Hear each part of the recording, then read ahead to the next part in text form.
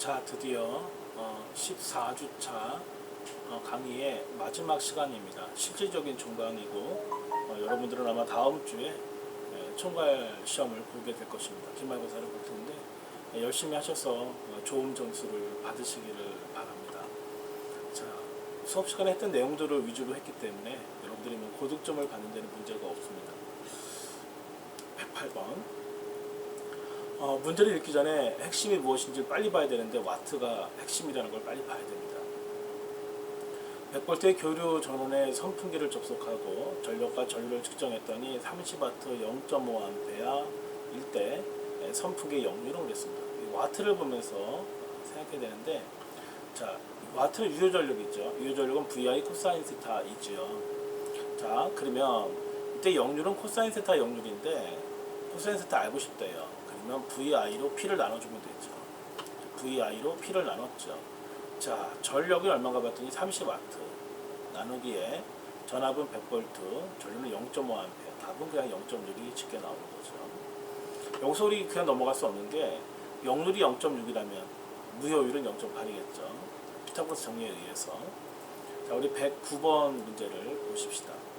자, R과 유도 리액턴스 직렬 회로의 역률은 임피던스 분의 R이죠. 그래서 임피던스는 R제곱 플러스 X의 제곱의 루트분의 R 된 거고요. 역률인데 무효율은 어떤 걸까요?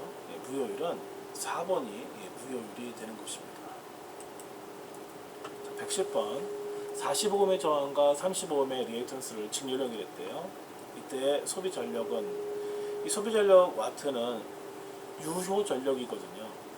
유효 전력이라는 것은 무효분인 리액턴스 성분을 생각하지 않아요. 관계가 없어요. 그래서 유효 전력일 때는 R에서 소비된 전력을 우리가 유효 전력이라고 하는 거예요. 자, 이 내용만 잊어버리지 않는다면 괜찮습니다. 자, 어쨌든 직렬일 때는 전류가 일정하니까 이때 필요한 공식은 P는 I제곱 R입니다. 자, 그런데 R은 40이라고 나와 있는데 전류가 없네요. 전류 알고 싶으면 전류는 임피던스분의 전압인데 전압이 100인데 임피던스가 없네요. 임피던스 구하게 되면 3, 4, 5죠. 50분의 100, 2A. 자, 이 계산할 수 있습니다. I제곱 R인데 전류는 2A라고 했으니까 2A의 제곱 곱하기에 저항 성분이 40입니다. 우리가 조심해야 될 것 3, 4, 50이 아니라 40이라는 거. 그래서 답은 160W가 되는 것입니다.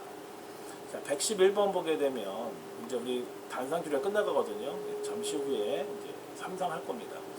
자, 우리 단상이 100V 800W 역률이 80%인 회로의 리액턴스는 그랬는데, 여러분 유효 전력이 80이면 무효 전력은 600이고 피상 전력은 1000이라는 거 금방 아실 수 있죠.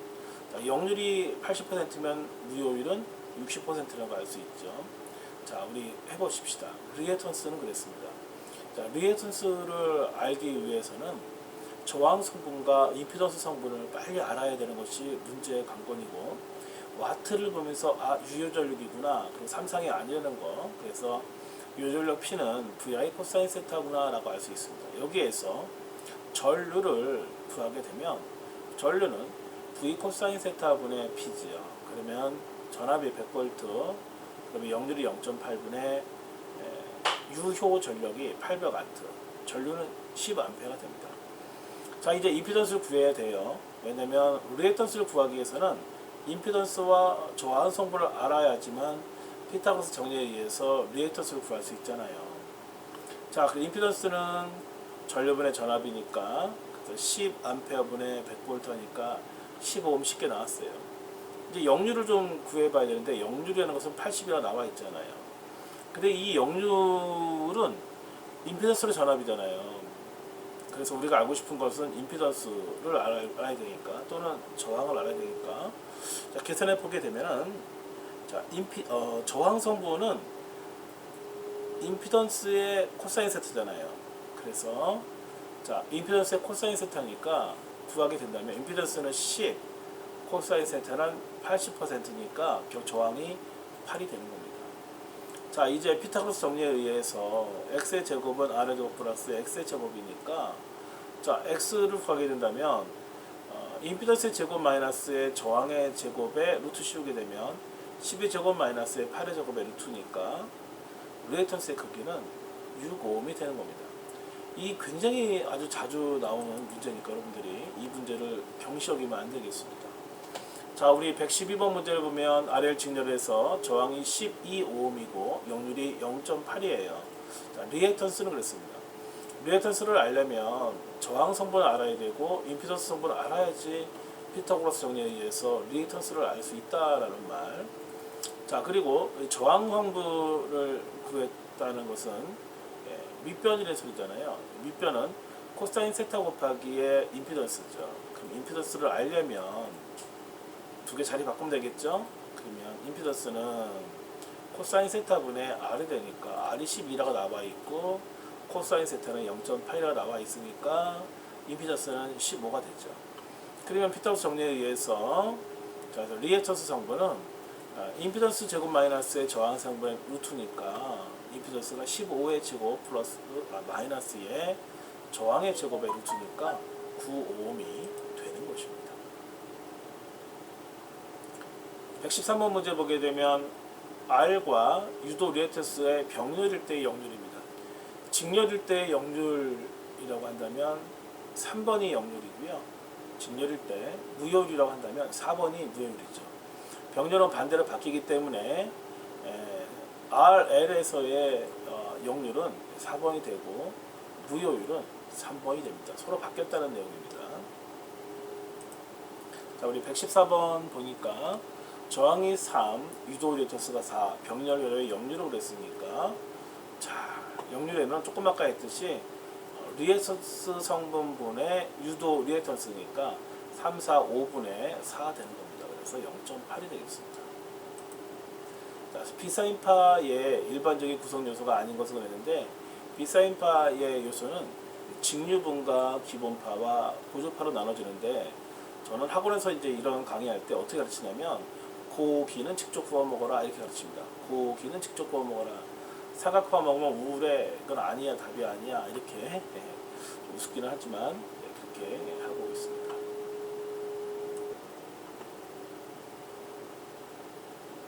자, 이제 마지막 장입니다.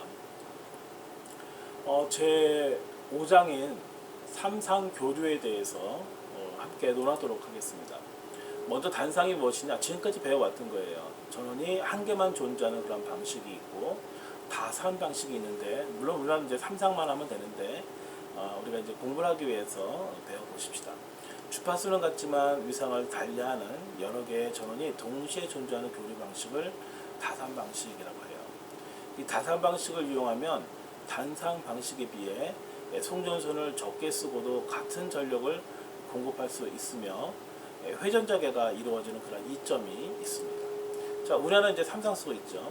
자, 삼상 방식을 보여야 된다면 다산 방식 가운데 현재 가장 많이 쓰이는 것은 삼상 방식이며 발전, 송전, 배전 등 공업용 전력 계통에서는 대부분 삼상 전력을 사용하고 있습니다. 자, 그러면 삼상과 단상의 힘의 비교를 본다면 단상의 유효 전력은 P는 VI 코사인 세타였었는데 삼상의 유효 전력은 P는 루트 3 VI 코사인 세타입니다.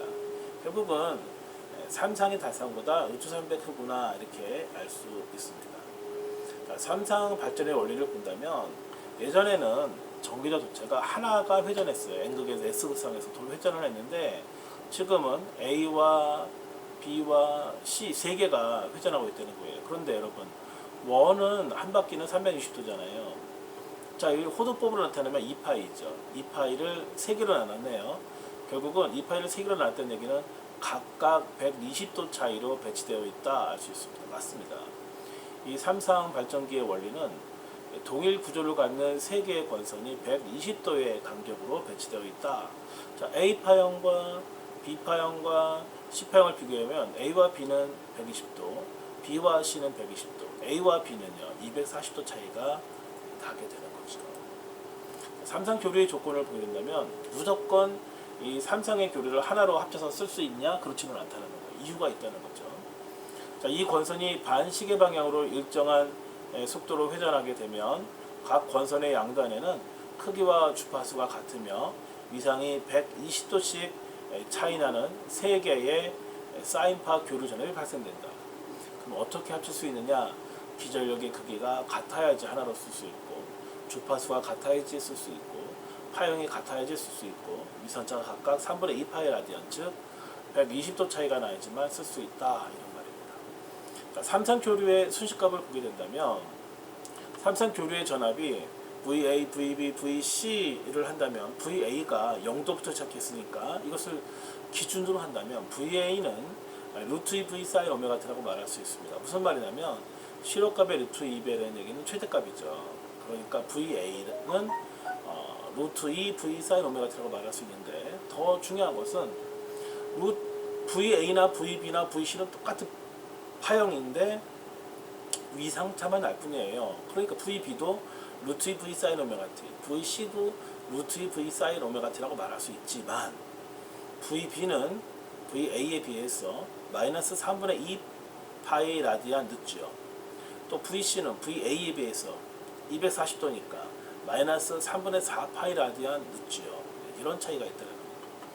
자, 교류의 상인 VA, VB, VC와 같은 3개의 각 단상 교류를 상이라고 하며 위상이 빠른 순서대로 제1상, 제2상, 제3상 또는 A상, B상, C상이라고 부르는데 전기 설비 규정이 바뀌었어요. 바뀌어서 이제는 예전에 또 이것을 R상, S상, T상 이렇게 불렀었는데 지금 바뀌었기 때문에 L1상, L2상, L3상 이렇게 알면 되겠습니다. 이 규정은 좀 오래된 규정이라고 보시면 되겠습니다.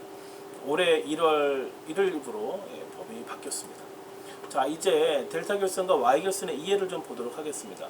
이 삼상 교류 발전기에서는 120도씩 서로 다른 3개의 단상 교류가 발생하죠. 이렇게 A상이 회전하고 B상이 회전하고 C상이 회전하는데 각각 120도 차이다. 이들 3개의 단상 교류를 삼상 교류 전원으로 사용하기 위해서는요, 결선법이 필요한데 그 대표적인 삼상 결선법이 바로 무엇이냐? 단상 교류를 Y형으로 접속하는 Y 결선법과 델타형으로 접속하는 델타 결선법이 있습니다. 자, 그러면 Y 결선을 먼저 보도록 하겠습니다. 자, Y자 모양으로 되어 있네요. 자, 단상 교류들을 Y형으로 결선한 방식을 Y 결선이라고 하죠.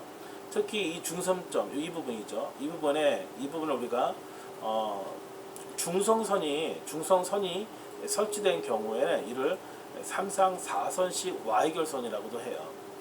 어쨌든 이 중성선 N에 중성점 N에 중성선이 없다고 한다면 이것은 그냥 우리가 삼상 3선식 Y 결선이라고도 해요. 자, Y 결선에서 가장 중요한 것은 뭐냐면 상에 흐르는 전류는 선에 흐르는 전류와 같다라는 거예요. 위상차가 없다는 게 가장 중요하고요. 그 다음에 상에 있는 전압과 선에 있는 전압, 제 마우스 잘 보셔야 돼요. 선에 있는 전압의 차이인데요. 이 선간 전압은 상 전압보다 루트 3배 크다는 거 하나와, 이 선간 전압은 상 전압보다 6분의 파이 라디안이 위상이 빠르다라는 거, 이게 핵심입니다. 그래서 오른쪽에 5번 란을 보게 되면 선간 전압은 상 전압보다 루트 3배 크고 6분의 파이 라디안이 빠르다, 위상이 빠르다, 이런 내용입니다. 델타 결선을 보게 되면 삼각 결선이라고도 해요. 그래서 델타형으로 결선한 방식을 델타 결선이라고 한다. 그림을 좀 보시면 좋겠습니다. 이 델타 결선할 때 전원의 내부에는 반시계 방향으로 순환 전류가 흐르는 것으로 예상되지만 대칭 삼상 전원의 경우 3개의 교류 전압이 평형을 이루기 때문에 순환되는 방향으로의 전류의 총합은 V1 벡터와 V2 벡터와 V3 벡터는 0입니다. 그래서 내부 순환 전류는 흐르지 않습니다. 그래서 전류가 이렇게 흐를 거라고 생각하지만 내부 순환 전류는 흐르지 않는다는 거. 왜? 벡터의 합이 같아서. 자, 여기서 우리가 알아야 할 건 뭐냐면 상에 있는 전압과 선에 있는 전압이 같다라는 것입니다. 그리고 위상차도 없다라는 것입니다. 더 중요한 건 뭐냐면, 그러면 이 상에 흐르는 전류와 선에 흐르는 전류를 보게 된다면 선에 흐르는 상에 흐르는 전류와 선의 전류에 흐르는 이 선 전류의 비교인데요. 선 전류는 상 전류보다 노초300 크다는 거예요. 그리고 선 전류는 상 전류보다 마이너스 6분의 파이 라디안 늦다라는 거예요. 그러니까 마이너스는 소리가 늦다는 소리니까 30도가 늦다 이렇게 되는 겁니다. 우리가 이제 실습 때 보게 되면 계폐기죠. 차단기인데 차단기가 이렇게 3개짜리가 있고 4개짜리가 있어요. 어떻게 쓰이는 걸까요? 델타 결선에서는 만난 지점의 상이 3개이니까 하나, 둘, 3개가 들어가고 Y 결선은 하나, 2개, 3개이지만 가운데 중성선이 있기 때문에 중성선이 들어가는 거예요. 자, 이렇게 380, 이렇게 380, 이렇게 380인데 자, 우리 사선식의 경우는 380, 380, 380인데 중성선과의 암호단자 하나는 220V예요. 그래서 선간전압은 상전압의 루트 3배라는 말이 이래서 나오는 겁니다. 자, 델타 결선을 Y 결선으로 변환할 방법은 매우 복잡합니다. 그래서 오른쪽에 있는 내용을 시간 관계상 제가 설명하지 않고 문제를 쉽게 풀 수 있는 방법으로 설명하도록 하겠습니다. 자, 오른쪽에 있는 델타 결선을 Y 결선으로 바꾸게 되는데 델타 결선에도 임피던스가 있고 Y 결선 임피던스가 있는데 이 임피던스의 크기가 델타는 뚱뚱하고 Y는 날씬하죠.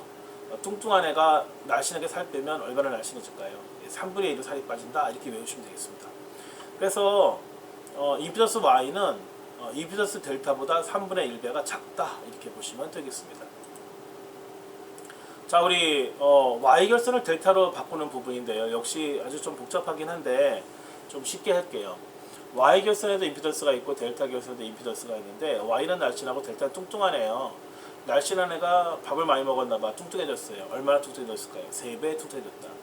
자, 임피던스 델타는 임피던스 Y보다 3배 크다 이렇게 여러분 보시면 쉽게 적용이 될 것 같습니다. 자, V결선을 보게 된다면 원래 V결선 델타 결선이었죠. 근데 한 상이 고장이 난 거죠. 그래서 어쩔 수 없이 3상의 전력을 공급하기 위해서 V결선을 한 거죠. 자, 그런데 델타일 때보다 V결선은 아무래도 모든 게 부족할 수밖에 없죠. 그래서 V결선에 의한 변압기의 출력비는 57.7%, V결선에 의한 변압기의 이용률은 86.6%가 됩니다. 자, 삼상 회로의 전력 표시를 보게 된다면 자, 각 상에 대한 것을 기초로 하게 되면 유효전력 P는 3 VPIP 코사인 세타라고 말할 수 있고 유효전력 PR은요 3 VPIP 사인 세타라고 말할 수 있습니다. 하지만 이것은 우리에게 중요하지 않습니다. 왜냐하면 3상으로 사용했다는 얘기는 상을 쓰겠다는 소리가 아니라 선을 쓰겠다는 소리죠. 자, 실제로는 선간의 전력을 표시하죠. 그래서 유효전력 P는 루트 3 VLIL 코사인 세타, 무효전력은 루트 3 VLIL 사인 세타라고 하는 거예요. 자, 피상전력을 여러분들이 참고하시면 될 것 같습니다. 자, 우리 피상전력을 보게 된다면 피상전력은 원래는 VI였잖아요. 3상이니까 루트 3 VI 된 거죠. 루트 3배 크니까. 무효전력은 VI 코사인 세타였잖아요. 우리 3상하고 있죠. 루트 3배 큰 거죠. 자, 무효전력은 VI 사인 세타였는데 우리 3상하고 있잖아요. 그래서 루트 3 VI 사인 세타 이렇게 되는 겁니다. 자, 우리 3상의 전력을 측정하는 방법은 전력계를 1개 사용하는 방법, 2개 사용하는 방법, 3개 사용하는 방법이 있어요. 그런데 먼저 1전력계법은 1개를 사용하는 경우가 되겠습니다. 자, 1개의 단상 전력계로 3상의 전력을 측정하는 방법으로 평형 3상 회로에만 측정할 수 있습니다. 자, 그런데 이때의 전압이 너무 높기 때문에 전압계가 타고 전류가 너무 높아서 전류가 타죠. 그래서 전압을 낮춰주는 것을 우리가 계기용 변압기 PT라고 하고 2차 측을 110V예요. 자, 전류를 낮춰주는 것을 CT라고 하고 계기용 변류기라고 하는데 2차 측을 5V입니다. 어쨌든 1전력계법에서 CT와 PT가 하나씩 들어간다는 것을 알고 계시면 좋겠고요. 자, 평형 3상 회로에서 3상 전력은 단상 전력의 3배가 돼요. 따라서 Y결선의 경우 한 상의 전력 PP를 측정하면 3상 전력 P는요 단상의 3배가 됩니다. 자, 그런데 이러한 방법은 델타에서는 사용할 수가 없다라는 단점이 있습니다. 다음은 이제 이전력계법 볼게요. 이전력계법은 단상 전력계 2개를 사용해서 3상의 전력을 측정하는 방법이에요. 그런데 역시 마찬가지로 이 전력이 뭐예요? 전압 곱하기 전류잖아요. 그러면 이때 이 전압은 매우 높은 전압이기 때문에 계기온 변압기 PT 2차 측이 110V라는 것을 써야 되고, 전류도 매우 높기 때문에 계기온 변류기 CT 2차 측이 5A라는 것을 사용해야 돼요. 그러면 전력계마다 CT, PT가 하나씩 들어가요. 그럼 이 전력계법은 CT와 PT가 총 몇 개일까요? PT가 2개, CT가 2개 들어가는 거죠. 자, 두 전력계를 연결했을 때 두 전력계의 지시값을 각각 P1, P2라고 하면 삼상의 전력은 얼마일까요? 그냥 P1 플러스의 P2가 되는 겁니다. 즉, 두 전력계의 지시값의 합이 삼상의 전력이 되는 것입니다. 굉장히 중요한 내용이에요. 자, 이 전력계법은 삼상 평형 회로뿐만 아니라 삼상 불평형 회로의 전력도 측정할 수 있으며 부하 쪽이 델타인 경우에도 적용될 수 있습니다. 아주 중요한 거죠. 그러나 부하 쪽에서 소비 전력이 아닌 전력이 발생이 하는 경우 전력계의 지시값이 마이너스의 값을 지시할 수 있다는 그런 단점이 있습니다. 자, 다음에는 이제 삼상 전력계 보겠습니다. 이제 우리가 1전력계법, 2전력계법을 배웠기 때문에 이제 3전력계법을 배울 건데 역시 쉽죠. 자, 삼상 전력계법은 삼상 전력계를 이용하여 삼상 전력을 직접 측정하는 그런 방법입니다. 그림을 보다시피 삼상의 전력이 있는데 전력계가 3개 있죠. 전력계가 3개 있으니까 3전력계법이라고 하는 거죠. 이 삼상 전력계 결손회로는 일반적으로 전력계 제조업체에서 결손도가 주어집니다. 삼상 전력계는 앞서 설명한 이 전력계를 응용한 것입니다. 즉, 단상 전력계 2개의 기본 구조를 이용해서 내부적으로 하나로 구성한 것입니다. 자, 그러면 전력계에는 전력이란 자체가 전압과 전류를 곱한 거니까, 자, 전압을 낮추기 위해서 계기온 변압기 PT, 전류를 낮추기 위해서 계기온 변류기 CT가 총 몇 개씩 들어갈까요? 3전력계법에서 당연히 CT가 3개, PT가 3개 이렇게 들어가는 것입니다. 비정연파를 볼게요. 자, 우리는 이 정연파라는 말은 일본에서 유래됐기 때문에 안 쓰고 사인파라는 말을 쓴다 했는데, 저는 그냥 같이 쓰고 있습니다. 왜냐하면 시험 볼 때 보면 같이 나와요. 그래서 비정연파라는 얘기는 비사인파라는 말과 같습니다. 자, 정연파 교류 이외의 교류를 모두 비정연파 또는 외형파라고 합니다. 우리 외형파 좀 볼게요. 외형파 무슨 뜻일까요? 외형이 즉 파형이 얼마나 왜곡되었을까? 파형의 외형이 즉 파형의 그 위상이 얼마나 왜곡되었을까? 자, 파형이 사인파와 상당히 달라도 규칙적으로 반복하는 그러한 교류라는 겁니다. 특징이 있습니다. 다르지만 규칙적으로 반복한다.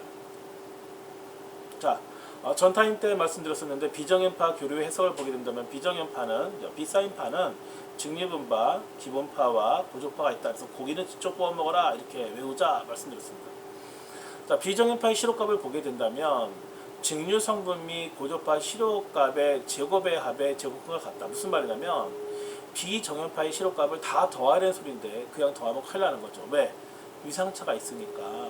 그래서 벡터의 합으로 또는 피타고라스의 합으로 우리가 계산을 해야 되니까 하나의 파형의 제곱의 플러스 또 다른 파형의 제곱의 플러스 또 다른 파형의 제곱의 플러스에 루트 씌우는 거죠. 이렇게 해서 구해야 한다 이겁니다. 자, 우리 외형률, 좀 일그러짐률에 대한 얘기인데요. 자, 파형이 얼마나 왜곡되었는가. 근데 기준이 있어야죠. 무엇에 대해서 왜곡됐냐라는 거죠. 즉 사인파, 즉 정연파에 대해서 얼마나 이그러져 있냐를 보자는 거예요.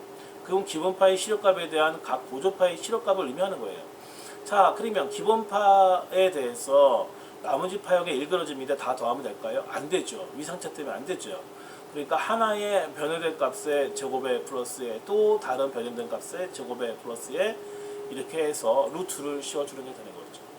자, 우리가 고조파에 대해서는 우리가 아직 배우지는 못했는데 고조파가 무엇이냐라고 말한다면 이 반복 파형을 구성하고 있는 기본파 외의 모든 파형을 우리가 기본파라고 하는데 홀수라는 그런 특징이 있습니다. 자, 과도 현상을 보게 된다면 정상 상태에서 다른 정상 상태로 변하는 과정을 과도 현상이라고 합니다. 근데 이것은 알마르 혈에서는 과도 현상이 일어나지 않고요. 시간적인 변화를 가질 수 있는 L과 C에서의 과도 현상이 일어납니다. 즉 어떤 것은 90도 빠르고 어떤 것은 90도 늦고 그러기 때문에 이런 과도 현상이 일어나는데 그때 시간을 시정수, 시상수, 타우라고 합니다. 뭐냐면 입력이 인가되어서 정상 상태 값의 63.2%에 도달할 때까지 시간입니다. RL 회로에서의 타우는 R분의 L이고 RC 직렬 회로에서의 타우는 RC가 되겠습니다. 자, 이것으로써 모든 강의를 다 마치고 다음 주에는 여러분들이 기말고사에 응시하게 되겠습니다.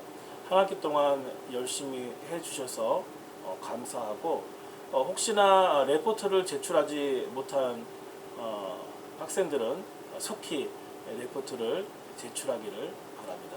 그동안 고생하셨습니다.